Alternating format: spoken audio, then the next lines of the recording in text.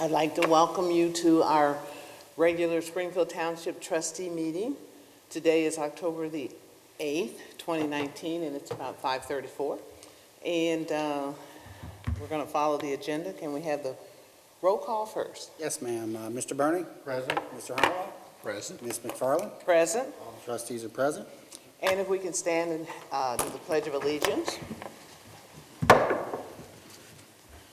I pledge allegiance to the flag of the United States of America and to the republic for which it stands, one nation, under God, indivisible, with liberty and justice for all. Thank you. And next on our agenda, approval of our minutes. We had a regular session September the 10th, 2019, and we also had a regular work session on September the 24th, 2019. Need a motion? So moved. Seconded. Any discussion? All those in favor? Aye. Aye. Thank you. And next on our agenda, Mr. Burning, Fiscal Officer Financial Report. Yes, Ms. McFarland. For the month ending September 30th, 2019, the township expenditures were $2,345,459.02. Receipts were $1,785,274.49. Excuse me. The ending cash balance of $22,135,732.60 includes obligations for expenditures, payroll, regular operating costs, ongoing capital improvements, and investments. What I do request is a motion to approve the receipts, warrants, payroll expenditures, update and current revenue and reports for the period ending September 30th, 2019. Do I have a motion? So moved. Seconded. All those in favor? Aye. Aye. Thank you. And I just want everyone to know financial reports are available for viewing at the administrative offices during regular business hours or on our website anytime. Thank you. Ms. McFarland. Thank you very much. Next on our agenda, basically, is departmental actions and discussion items, and I'd like to turn the meeting now over to Mr. Gilbert, our Township Administrator. Thank you, Ms. McFarland.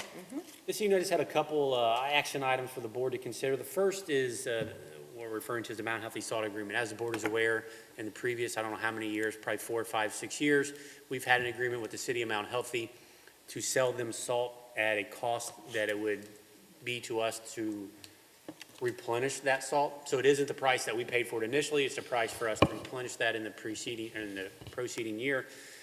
And it's the standard agreement that we've had in place for several years. So I would just ask the board to consider a motion to authorize the administrator to execute that agreement. So moved. Seconded. All those in favor? Aye. Motion carries.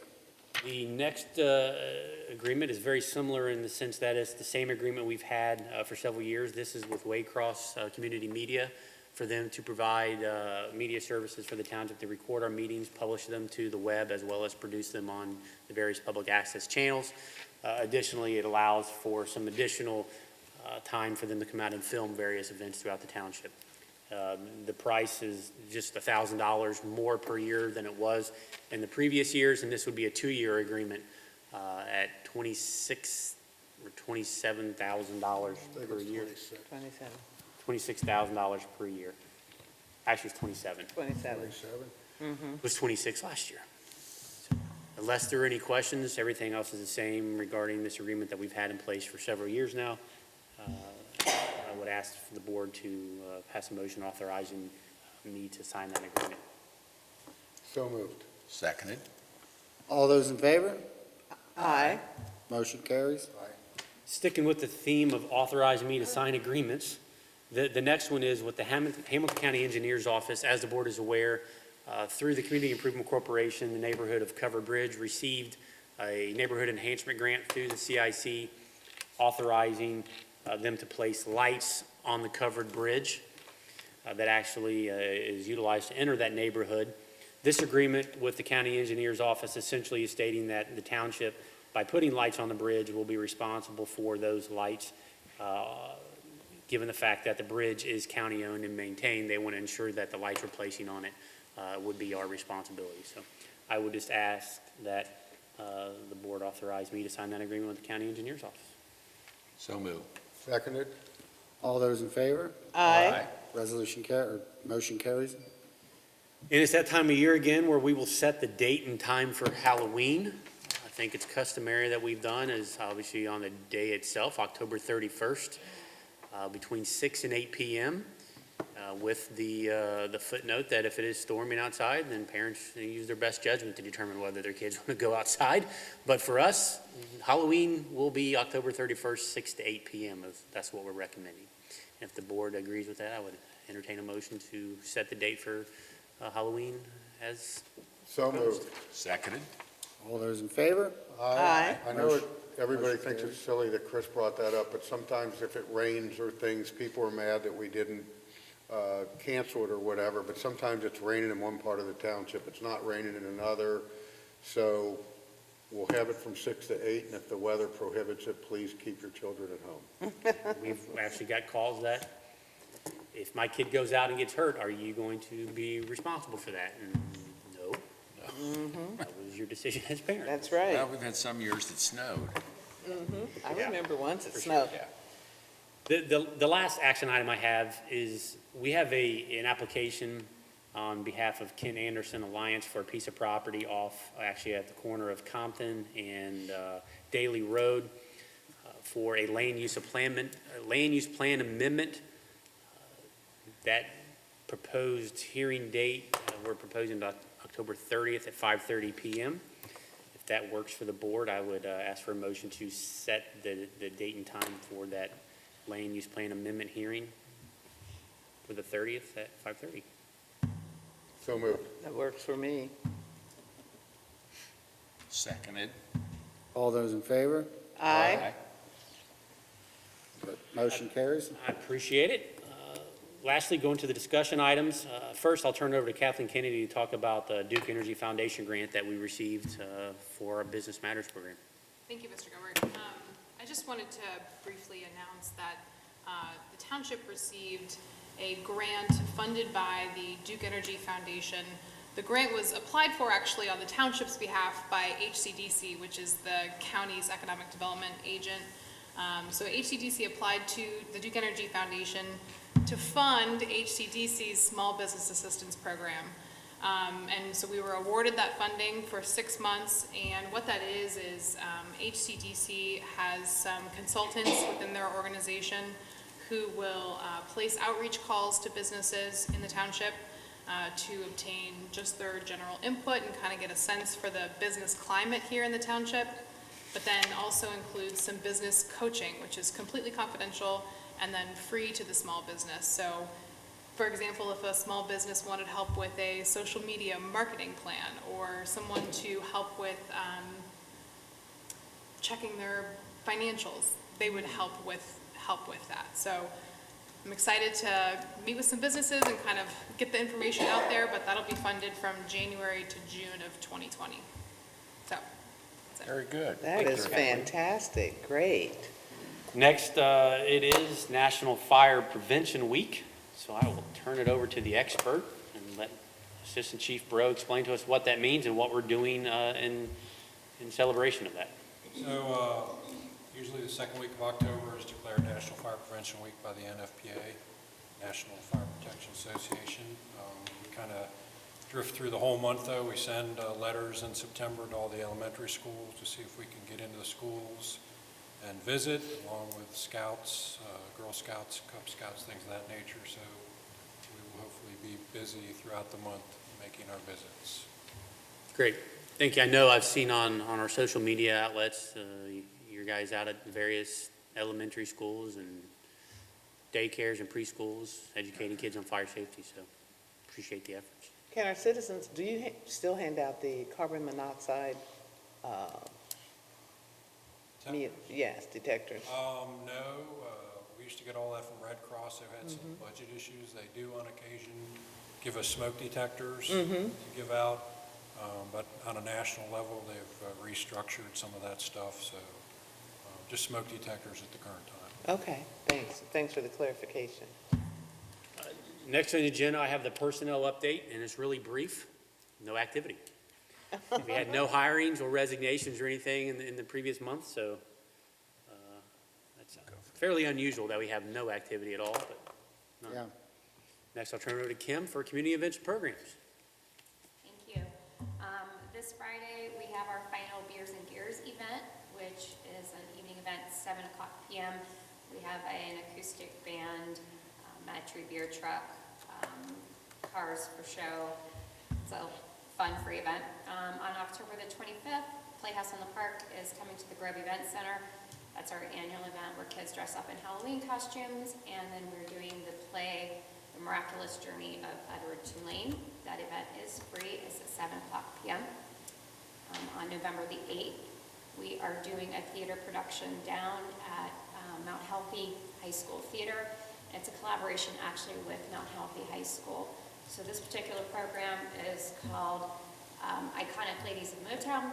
It's a little bit of the lyrics behind the music, and they are working with the high school choir to be a part of that show. It's actually coming together really, really fantastic. It's amazing. Then December 7th and December 8th is Winterfest. We'll start off with Breakfast with Santa, which is a new program added to Winterfest on December 7th, and then the 2-day Winterfest will go through Sunday. The only other thing that I've got is that on October the 23rd, both Arts Connect and the Grove Event Center were listed as finalists for Cincy Magazine's Best of North, and we will have a voting on that final day down at the Manor House in Mason. With the Winterfest, we'll have vendors that can, as normally, bring their products that they make or sell. One of the aspects of Winterfest is over at the Art Center. That is an art craft vendor fair. We have 25 booth spaces for artists, crafters, and vendors to sell their items. We've got, I think, 8 booth spaces that are left. Oh, my goodness. 25, yeah. So Kim, are you promising good weather this year? Yes, no horizontal rain this year. It's going to be 60 and beautiful. That'd be nice. 60. It's been 60 the last 2 years. Yeah. It's just was sideways rain last year. Yeah. And 60. Pretty brutal. Well, I appreciate it. Thanks, Kim. Lastly, the board has copies of the departmental activity reports, and unless there are any questions of those, that concludes my report. Okay. Well, we're down to the resolutions. The first resolution is Resolution Number 98, 2019, declaring nuisances pursuant to the Ohio Revised Code, Section 505.87, at various listed properties within Springfield Township, and authorizing statutory actions necessary to abate the nuisances. Need a motion? So moved. Seconded. Mr. Burning. Aye. Mr. Honalaw. Aye. Ms. McFarland. Aye. Resolution carries. Next resolution is number 99, 2019, establishing assessment for abatement of nuisance and certifying same to the Hamilton County Auditor. So moved. Seconded. Mr. Burning. Aye. Mr. Honalaw. Aye. Ms. McFarland. Aye. Resolution carries. And the next resolution is number 100, 2019, supplemental appropriations within the general fund, gasoline tax fund, fire district fund, road district fund, task force grant fund, and the public improvement tax increment equivalent fund. So moved. Seconded. Mr. Burning. Aye. Mr. Honalaw. Aye. Ms. McFarland. Aye. Resolution carries. The next resolution is number 101, 2019, authorizing sale by internet action of unneeded, obsolete, or unfit for use property in the police department. So moved. Seconded. Mr. Burning. Aye. Mr. Honalaw. Aye. Ms. McFarland. Aye. Resolution carries.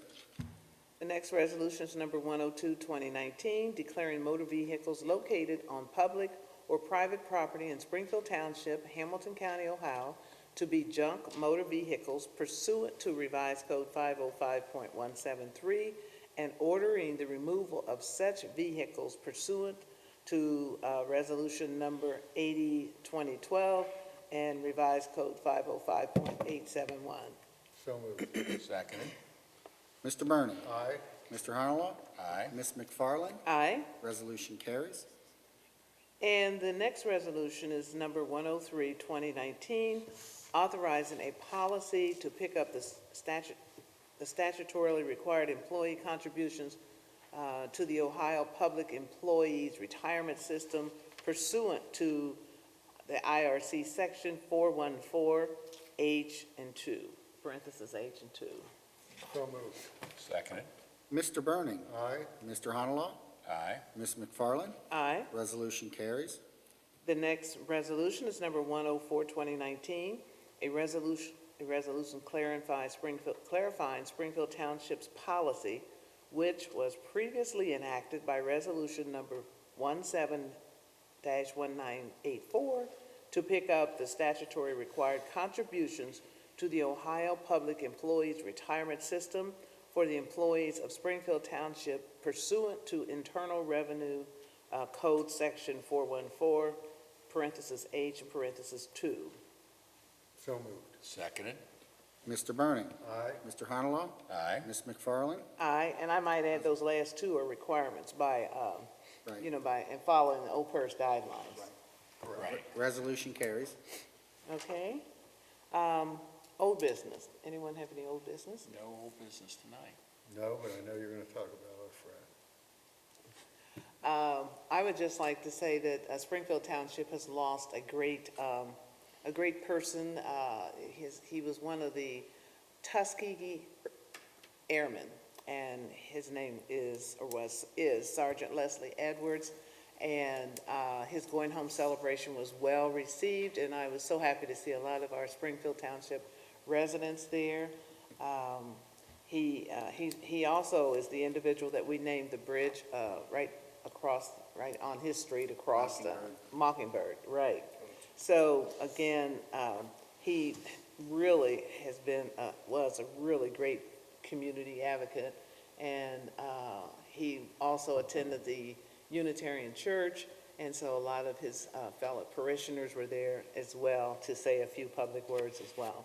So we lost a great person. He was an inspiration to a lot of people. He was definitely an inspiration, absolutely. Absolutely. And one thing, he was in his 90s, and he could do the electric slide better than I could. I couldn't even catch up with the man, so I'm sure he did the electric slide, and he made his transition. So he was a great person. So, new business. Does anyone have any new business? I don't have any this I do evening. not, Glenn. Okay. I just have one item, and in our last meeting, there was some of our citizens from Seven Hills community came and raised concerns regarding some of the issues that they have in their community. And I had said that I would do some research and try to get to the bottom of it to the best of our ability. And so what I did was pull some of the data, and in the past 3 years, Springfield Township has invested $70,000 in park improvements in that community, including new playground equipment, new sidewalk and green space, and new wildflower fields. So the other thing that we've invested $123,000 in road and sidewalk improvements in the Seven Hills in the past 3 years as well. Of all the property maintenance complaints, and I know that was an issue, a point of discussion, that the township has received in the past year, only 8% were in Seven Hills, in the Seven Hills community. And just a reminder, we have 11 neighborhoods in Springfield Township. So when you look at globally with 11 neighborhoods, 8%, is a small number.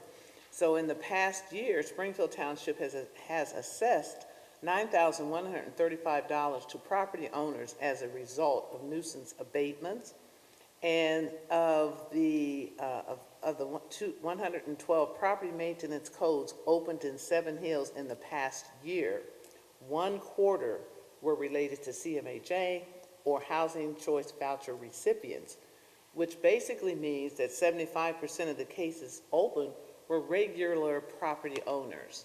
And so I had said that I would meet with them. I did meet with them and share some, that I would meet with them and prepare and help them be prepared to go to CMHA to express their concerns about CMH housing in their community. And I do plan to do that, and we're setting up meetings now, so we'll be happy to meet with the community again and accompany them, prepare them and accompany them to a CMHA meeting so that they can be prepared to express their concerns. However, based on the data, I hesitate to put all of the blame on CMHA or housing choice voucher recipients when you look at that data, because a lot of the majority of the property owners own their property. And I just wanted to make sure that we have that in the record, that it's not all CMHA. In fact, it's a small percentage of individuals who are under the CMHA guidelines, as well as the housing choice vouchers as well.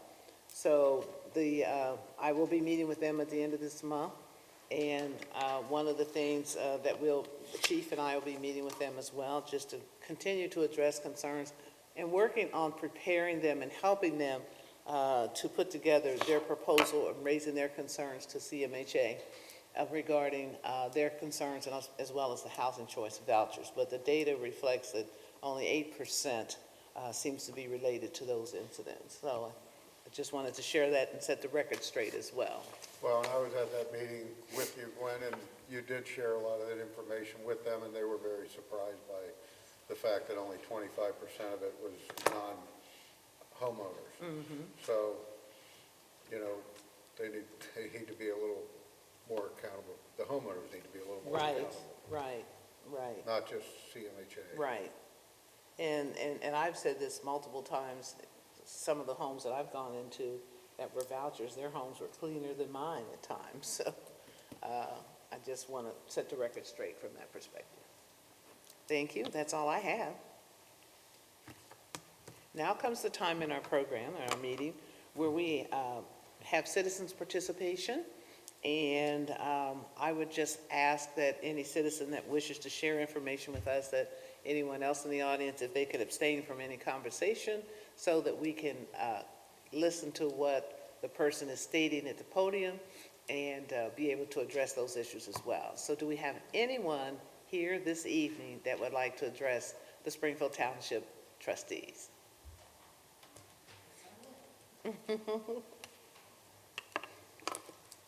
Hi, Robin. Hi, Rob. Robin Hindley, 6341 Ridgefield Drive. Two hats. First, Finneytown Civic Association. This Sunday night at 7 will be the annual Meet the Candidates night. It will be a shorter one than normal. There's not much on the ballot in terms of different races. We do have the judges race running, but because 99% of the township will be voting on the District 3 candidate who's unopposed, he won't be here. So we've got the school board issues, the school board members, trustees race.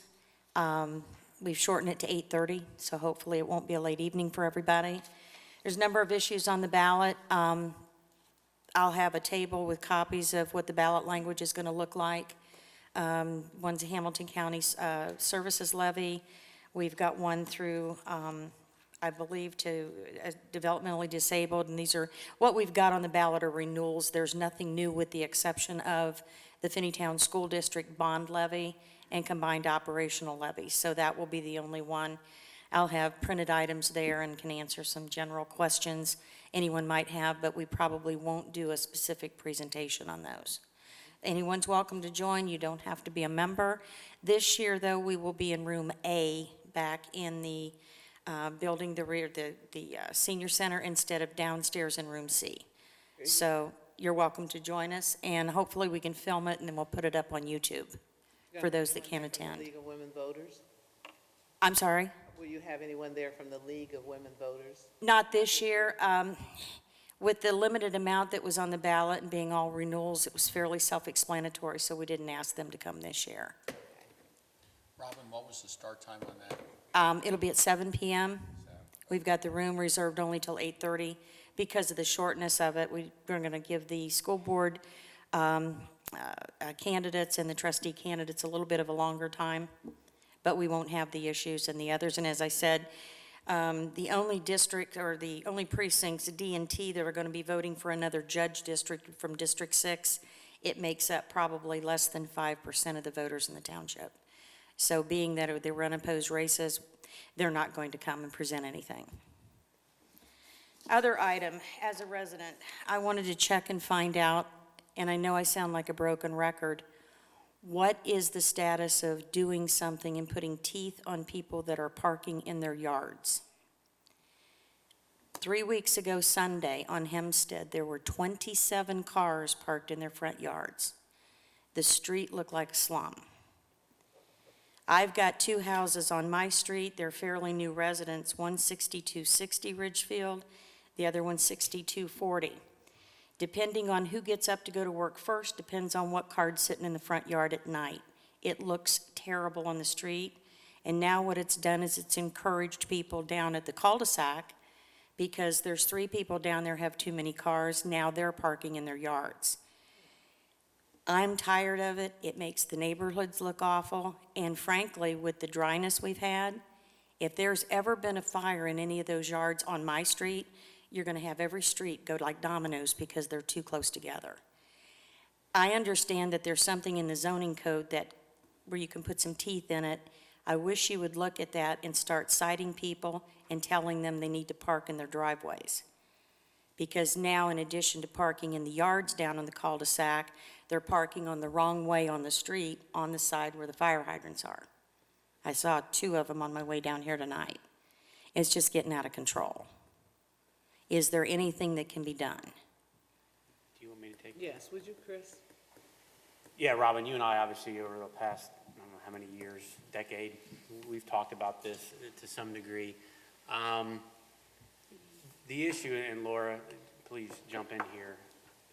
The issue is the way the zoning laws are written, and in particular how our zoning code is set up, is that it's a minor misdemeanor, which means we can't go out and cite people. We have to send them to court. Fines have to be levied by Hamilton County Municipal Court. So what happens is, in situations that are easily resolved, like parking in the yard, what I mean easily resolved is, if we send in somebody out and say, hey, you can't park your car in the yard, and they move it, well, now that first issue, the initial violation has been resolved. If the next day we come out and the car is parked in the yard again, that doesn't necessarily mean that they didn't abate the first violation. That means that there's a new violation. So how do we resolve it? That's a good question, Robin, and I'd be disingenuous if I told you I know the answer to it. Well, I thought that the township had some measures. Now, maybe it wasn't for zoning, maybe it was property maintenance. Property maintenance. Where you could accelerate that and take them into court. Property maintenance would allow you to go out and issue civil citations. The problem is, parking a car in a yard cannot be covered, at least in my mind, under the property maintenance sections. It may be able to, I don't know, it'd be difficult, it's a stretch. I think the only way to have it resolved, and this is where I'm going to defer to Laura, is that if we could adopt maybe a home rule resolution that prohibits that activity, it would be only then that we could actually go out and issue civil citations. And I say we, I mean the police department's the only ones authorized to do that.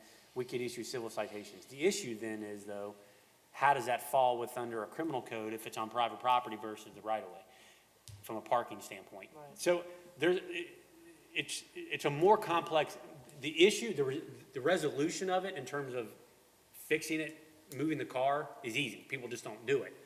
The legal aspects of enforcing something and crafting a law within Ohio law that allows us to do that is far more complex. And I'm not going to pretend to understand exactly how to do it. It's an issue. So I'm not saying that's not a problem. We're just going to ignore it. We obviously go out and tell people to move their car. The issue is the repeat violations, which these are, because they're the same people. These aren't different people all the time doing it. So they're the same people. The problem is they know the game. And how do we fix it? I think the only way is via some kind of home rule resolution, and I don't even know if that's legally possible. Well, the issue is we have all of our codes converted to the criminal code now. So we don't have the civil citation issue that we had. The only problem you have is when you take those down to court, to the housing court, their interest is in resolving and abating, as Chris said, abating the problem. So the person will show up, if they show up, as Kathleen will attest, they don't always show up. So we'll send township employees down, sit there in court till it's their turn. The person may or may not be there. It's going to take 6, 7, 8 court appearances before we get it resolved. And they're going to go before the court who sees many other more difficult in the court's mind issue, and they're gonna say, my car's not there anymore. We're gonna say, you're right, your car's not there anymore. They're gonna say, okay, fine. They probably won't find them. If they find them, they'll be chasing after them for the fine. It's elusive from an enforcement standpoint in that, as Chris said, it's each thing is a new violation. And it's one of those things you keep chasing forever. People are gonna do it.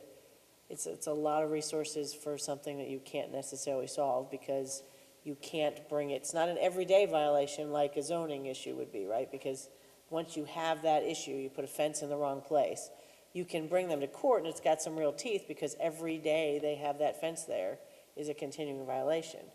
With the parked car, they say, oh, well, I removed it the next day. Okay, then it's a new charge every time. So we can look at it, see if there's anything we can do that's slightly different, if it's a significant problem, and you're saying it is. Well, what it is it's growing. First, it was Hempstead, and you had a gentleman that lived here. I don't even think he's there anymore, but he was here several times as it got worse and worse. You put a significant investment on that road in Hempstead, and those curbs are breaking down because people are driving up and down their front yards. I've seen them. I've walked it. Are they parking Now it's the whole spreading. car in the front yard or just 2 tires in the yard and 2 tires in the street? Pick one. You got some of that. You got some of them that are literally parking in the front yard, and they're probably not going up in their driveway to do it because they're not parked like this. They're parked like this, which means they're going right over the top of the curbs. Those curbs aren't designed to be holding that kind of weight or constantly. And like I said, it's pretty much the same houses. I've got the list. I've been going up and down there because when I go home, I avoid Winton. I just cut up there and go to Daly, come around the corner to my house. And I see it all the time. What I would suggest is, you know, Let's look at it. between Chief Browder and I and Laura, we look at Ohio law to see if there's a way that we can craft something under the home rule section. Because frankly, I think that's the only way that it's going to give us any real ability to do anything about it. The zoning process and going to housing court is not, it's going to be draining from a resource standpoint, and it's not going to lead to any real results. I'm speaking from experience. Understood, but it's spreading because I you see understand. people seeing it we have a lot of people coming in, buying homes and Yeah. renting from inner city. They don't know how to live in a subdivision. They go by what they see. So if they're going back and forth to Kroger's and they're going the back way and see people front in the yard and they got 3 cars, okay, we can park in our front yard here. And if we need to, speak to state legislators to somewhat broaden the scope of powers that we have under home rule to allow something like this, we can definitely do that. It's not unusual for us to request changes in statute to allow us to do things. So we can definitely do that. But give us some time to try and figure that out from a home rule perspective, because I would rather take our time developing a solution that's going to be lasting than work through the existing channels we have that aren't going to produce any real results. Well, I'm just thinking maybe if they see something official. I told the police department, I asked them to put a speed monitor on the street. It's been there a little over a month. It's worked wonders at slowing people down. While it's Amazing. there. Yeah, they even left, it's still, yes, well, I asked if they'd leave it sit there a little bit longer, because we've got probably close to 18, 19 kids between infancy up to maybe 15, 16 years old. And there's no reason to go from that one stop sign to another hitting 60 miles an hour. It's stupid. Take care of it. But it's been a big improvement. I wish you could leave it there forever. But maybe they see that and think, I better chill. Maybe if they've got something official from the township about this parking, maybe they'll knock it off. I think it would be interesting to look. It's not just on Hempstead.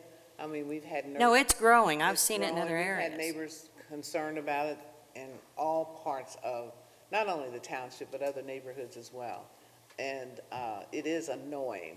And then when you hear about, like this morning, from a safety perspective, not in our township, and I want to make sure that's real clear, not in our township. 3 children were hit this morning, on their way to school. And again, we put up the new flashing lights, we put children, there's signs that neighbors are putting now, they're making themselves children at play and et cetera. You put all those items together, and it's just like, it's like it's going over everybody's head. But I do know that from my perspective, it's an eyesore to see a car parked in your front yard. So I understand where you're coming from, and as Chris said, if there's anything that, and Laura as well, if there's anything we can do, we will try to look for opportunities for us to enact something like that, if it's possible. We'll work on it. That would be appreciated. Thank you. Is there anyone else? Okay. Seeing that there's no one else, I'd like to, first of all, thank everyone for coming this evening and entertain a motion to adjourn. So moved. Seconded. All those in favor? Aye. Meeting is adjourned. Thank you, everyone.